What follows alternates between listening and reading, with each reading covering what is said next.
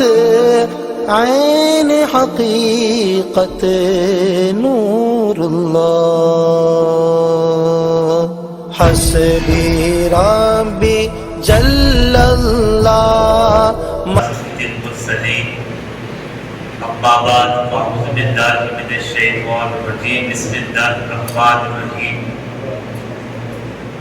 یا ایھا الذین آمنوا توبوا الی اللہ توبۃ نصوح آمنت باللہ صدق اللہ العظیم۔ میرے پیارے آقا صلی اللہ تعالیٰ علیہ وسلم کے پیارے دیوان، آئیے کچھ عرض کرنے سے پہلے میں آپ کو جس طریقے سے پڑھا آپ نے پڑھیا الصلاۃ والسلام علیک یا رسول اللہ، الصلاۃ والسلام علیک یا حبیب اللہ صلی اللہ تعالی علیہ وسلم۔ بسم اللہ الرحمن الرحیم۔ نویت سنت الاعتکاف۔ نور جس دل میں نہ ہو وہ دل شیدا کیا ہے؟ نور جس دل میں نہ ہو وہ دل شیدا کیا ہے؟ ہونا سینے میں مدینہ تو وہ سینہ کیا ہے؟ کر کے تمہارے گناہ مانگے تمہاری پناہ، کر کے تمہارے گناہ مانگے تمہاری پناہ، تم کہو دامن میں آ تم پہ کروڑوں درود، اپنے خطا باروں کو اپنی ہی دامن میں رو، کون کرے یہ بھلا تم پہ کروڑوں درود۔ اور امام کہتے ہیں کام وہ لے لیجئے تم کو جو راضی کرے، کام وہ لے لیجئے تم کو جو راضی کرے، ٹھیک ہو نام رضا تم پہ کروڑوں درود۔ میرے پیارے آقا صلی اللہ تعالیٰ علیہ وسلم کے پیارے دیوار، آج دوسری تاخرات ہے۔ تاخرات شروع کب سے ہوتی ہے اس کے تعلق سے ہمارے بہت سارے نوجوان جانتے نہیں۔ تاخرات کب شروع ہوتی ہے اور کب ختم ہوتی ہے؟ ہمارا حال یہ ہے کہ ہمارے بڑے حضرات بوڑھے حضرات کہتے تھے ہماری زندگی کیسی گزر رہی ہے، اس کے تعلق سے بہت سال پہلے بزرگ حضرات کہتے تھے کہ بچپنا کھیل کود میں کھویا، بچپنا کھیل کود میں کھویا، جوانی نیند بھر سویا اور بڑھاپا دیکھ کر رویا۔ ہماری یہی پوزیشن ہے آج۔ بچوں کے اندر سے وہ ادب نکل گیا آج۔ بچے آج کسی کا ادب کرنا نہیں جانتے۔ ڈسپلن نام کی چیز ہمارے قوم مسلم کے بچوں کے اندر سے نکل گئی، اس لیے بچے بیزار نہیں ہونا۔ اب آپ دیکھیں، آپ اسکول جاتے ہو، آپ اسکول جاتے ہو، وہاں کیا اسی طریقے سے آپ رہتے ہو؟ وہاں آپ ڈسپلن سے رہتے ہو۔ جب آپ مسجد میں آتے ہو تو اسکول سے زیادہ آپ کو یہاں پر ڈسپلن مینٹین کرنا ہے، ورنہ جو آپ علم حاصل کر رہے ہیں اس علم کا کوئی فائدہ آپ کو نہیں ملے گا۔ بچے آگے چل کر کے وہ دین سنبھالنے والے ہوتے ہیں، مگر دین کب بتایا جائے بچوں کو؟ میرے پیارے آقا صلی اللہ تعالی علیہ وسلم کے پیارے دیوار، انشاءاللہ بچوں کے تعلق سے جو اسلام کے اندر ایک تاریخ ہے بچوں کی، بچوں نے کیا کیا کارنامے انجام دیے ہیں، اگر آپ سنو گے تو آپ کو بھی فخر ہوگا کیا کیا بچوں نے اتنی بڑی قربانیاں پیش کی ہے اسلام کے۔ وہ کیسے بچے تھے، ان کی تربیت ماؤں نے کیسے کی تھی۔ آج حال ہمارا یہ ہے کہ ماں فون پکڑ کر کے ایک کونے میں بیٹھی ہے، باپ فون پکڑ کر کے ایک جگہ پر بیٹھا ہے، اب بچہ کیا سیکھے گا؟ بچے کے اندر ڈسپلن کہاں سے آئے؟ میرے پیارے آقا صلی اللہ تعالی علیہ وسلم کے پیارے دیوان، ماہ رمضان کی 17 تاریخ کو ہم نے ایک محفل سجائی. کون سی جانتے ہیں آپ؟ کون سی محفل سجائی؟ جنگ بدر ہے نا. یہ اسلام کی پہلی جنگ جو ماہ رمضان میں ہوئی تھی، جس میں 313 مسلمان تھے ہے نا. اب وہ 313 میں 2 بچے بھی تھے جن کا کارنامہ آپ نے سنا. بچے اگر نہیں جانتے تو بتا دو کہ سب سے بڑا طاقتور جو اپوزیشن میں تھا، کافر تھا، جس کو اس امت کا فرعون کہا گیا، ابو جہل جیسے طاقتور کو مارنے والا کوئی بڑا طاقتور نہیں، وہ بچے تھے مارنے والے. بچوں ٹیلنٹ پیدا کرو. بہت سارا ٹیلنٹ ہے ہمارے بچوں کے اندر، مگر استعمال کہاں ہوتا ہے؟ رات میں کسی کے گھر کی بیل بجا کر کے ہم استعمال کرتے ہیں ٹیلنٹ. کسی کا دروازہ ٹھوک کر کے اپنا ٹیلنٹ ہم دکھاتے ہیں. گلی میں ماں بہن کی گالی دے کر کے ٹیلنٹ دکھاتے ہیں ہمارے بچے. آج اپنے اندر ٹیلنٹ پیدا کرو. اس لیے میں آپ کو بتا رہا ہوں کہ میں بامبے گیا تھا ایک مرتبہ. اس وقت میں جب 3 دن قافلے میں گئے تو اسماعیل مرکز، اسماعیل حبیب مسجد میں جب ہمارے سکھانے کی باری آئی تو بیٹھے ہوئے تھے سارے کے سارے بڑے بڑے نوجوان. ایک چھوٹا سا بچہ جو زر کا کام کرتا ہے، 8-10 سال کی عمر تھی اس کی. وہ بچہ آتا، جیسے اس کا کام ختم ہوتا وہ فوراً آتا مسجد کے اندر جہاں پر ہماری ٹریننگ چل رہی تھی، وہاں آ کر کے خاموشی کے ساتھ بیٹھتا. 1-2-3 گھنٹے تک بیٹھتا. اس کے بعد وہ اٹھ کر کے خاموشی کے ساتھ نماز پڑھتا چلے جاتا.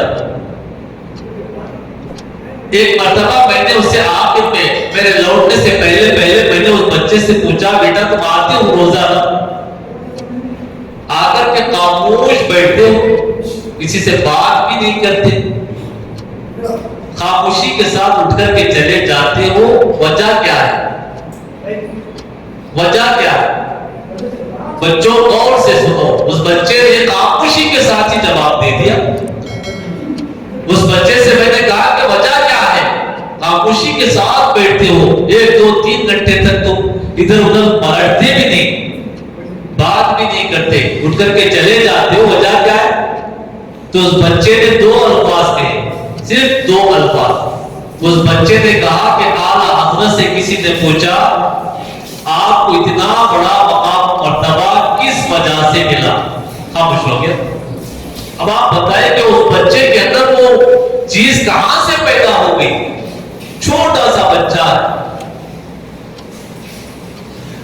خاموشی کی وجہ سے اعلیٰ حضرت کو اتنا بڑا مقام مرتبہ ملا.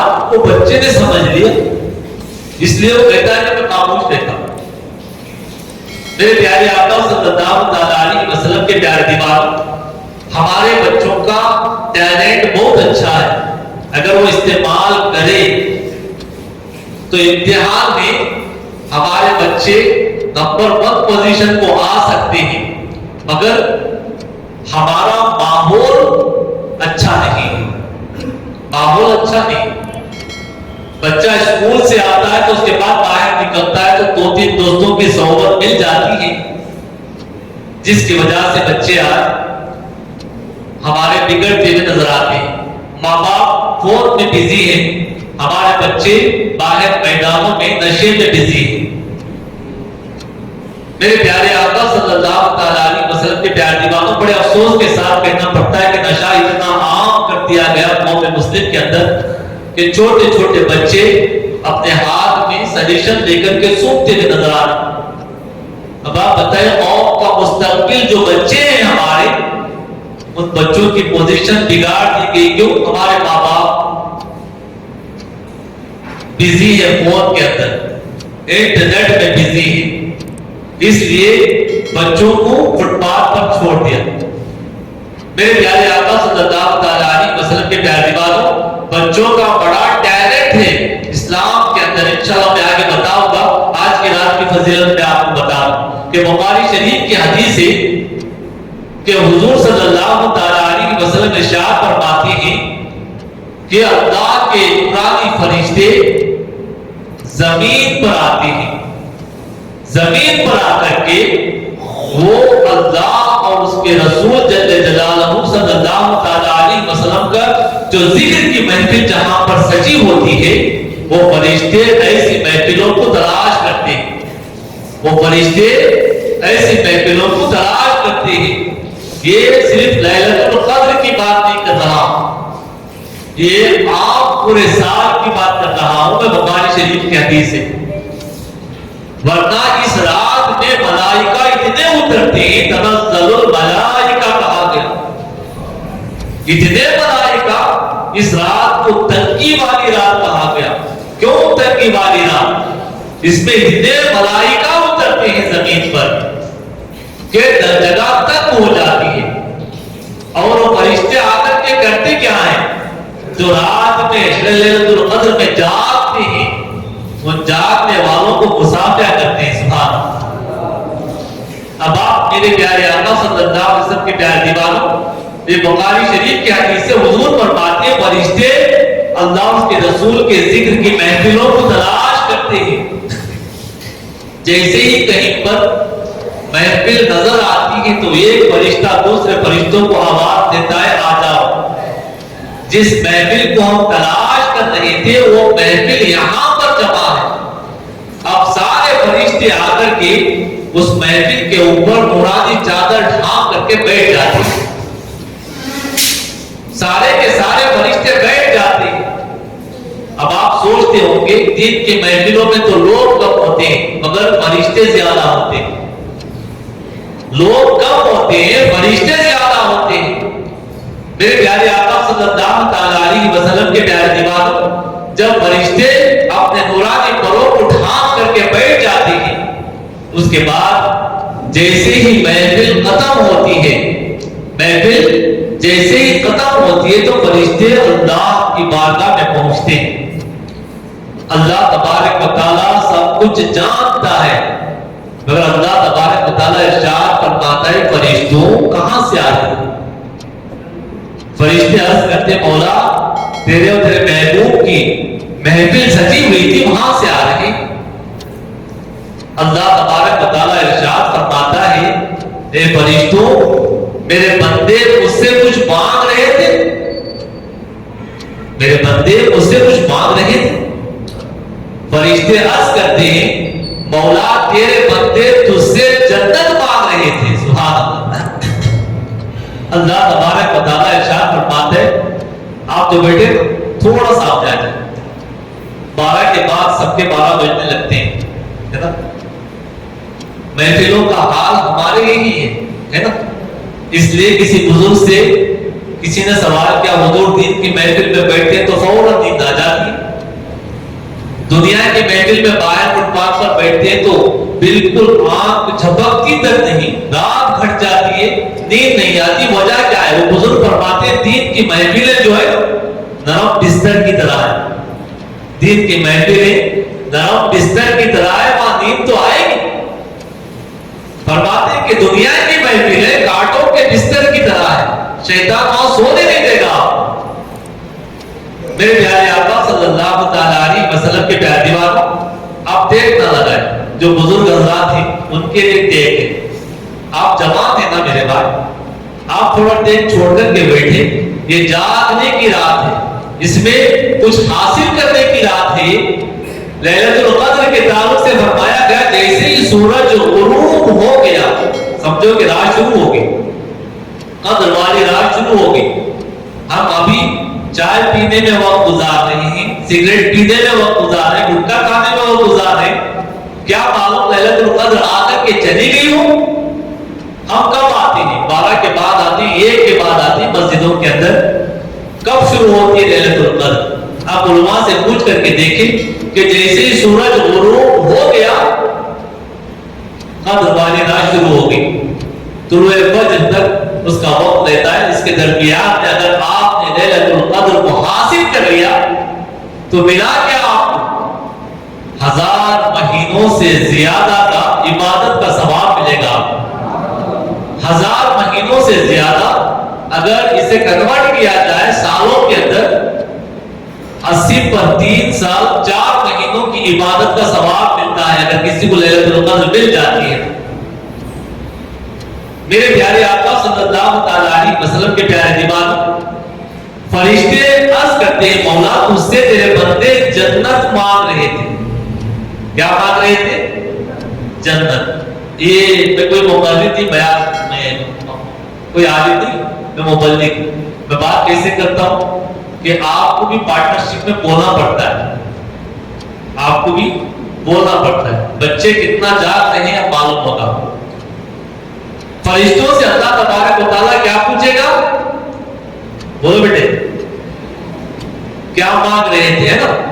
فرشتے عرض کرتے مولا تیرے بندے تجھ سے جنت مانگ رہے تھے. اللہ اکبر. اللہ تبارک و تعالیٰ ارشاد فرماتا ہے فرشتوں کیا میرے بندوں نے جنت دیکھی ہے میری؟ کیا میرے بندوں نے جنت دیکھی ہے؟ فرشتے عرض کرتے ہیں نہیں مالک مولا جنت کو انہوں نے نہیں دیکھا. رب ارشاد فرماتا ہے اگر میرے بندے جنت دیکھ لیتے ان کا کیا حال ہوتا؟ فرشتے عرض کرتے ہیں مولا اگر وہ جنت کو دیکھ لیتے سب سے زیادہ تیری بڑائی بیان کرتے، زیادہ سے زیادہ تیری عبادت کرتے. رب ارشاد فرماتا ہے فرشتوں کیا میری جہنم سے بھی میرے بندے پناہ مانگ رہے تھے؟ کتنا قریب ہے مولا آپ نے. ہمارے لیے کتنی بہترین راتیں بتا دی گئی جس کے اندر ہم مغفرت طلب کر سکتے ہیں، بخشش مانگ سکتے ہیں. مولا کتنا غفور الرحیم ہے، بندوں سے کتنی محبت کرتا ہے. آپ اس سے اندازہ لگا کے دیکھیں. ایک مرتبہ فاروق اعظم رضی اللہ تعالیٰ فجر کی نماز پڑھا کر کے باہر نکلے. آپ گھر کے باہر ٹھنڈی کا موسم تھا، آگ جل رہی تھی. کون ہے؟ فاروق اعظم رضی اللہ تعالیٰ جن کی شان یہ ہے شیطان دور سے دیکھ کر کے رستہ بدل کر کے بھاگ جائے، وہ ہے فاروق اعظم رضی اللہ تعالیٰ. وہ فاروق اعظم ہیں جن کو دنیا میں ہی جنتی ہونے کی بشارت سنا دی گئی تھی. اس کے باوجود بھی جب کوئی خوف والی آیت کا نزول ہوتا یا ایھا الذین آمنوا قوا انفسکم واہلیکم نارا وقودھا الناس والحجارہ، جب آیت نازل ہوئی اللہ اکبر آپ نے زمین سے ایک تنکا اٹھایا. تنکا سمجھتے گاڑی کا ٹکڑا اٹھایا، اٹھا کر کے رب کی بارگاہ میں عرض کرتے مولا کاش مجھے تو تنکا بنا دیتا. جواب دینا نہیں پڑتا. اللہ اے اللہ تو مجھے ایک پرندہ بنا دیتا. جواب دینا نہیں پڑتا. بتائیں کہ جنتی ہونے کی بشارت سنانے کے باوجود بھی خوف الہی کا کیا حال تھا، کیسا خوف تھا ان کے دلوں کے اندر. اب آپ بتاؤ نا میرے بھائی ہم میں سے کس کو جنت کی بشارت ملی؟ کتنے لوگوں کو جنت کی بشارت ملی ہے؟ بتاؤ کتنی نمازیں چھوڑ رہے ہیں؟ کیا ہم جنتی ہیں؟ جنتی بشارت مل گئی ہے؟ نمازوں کو چھوڑ رہے، اچھے اٹھے کٹے نوجوان روزہ چھوڑ رہے کہ جنتی ہونے کی بشارت مل گئی ہے؟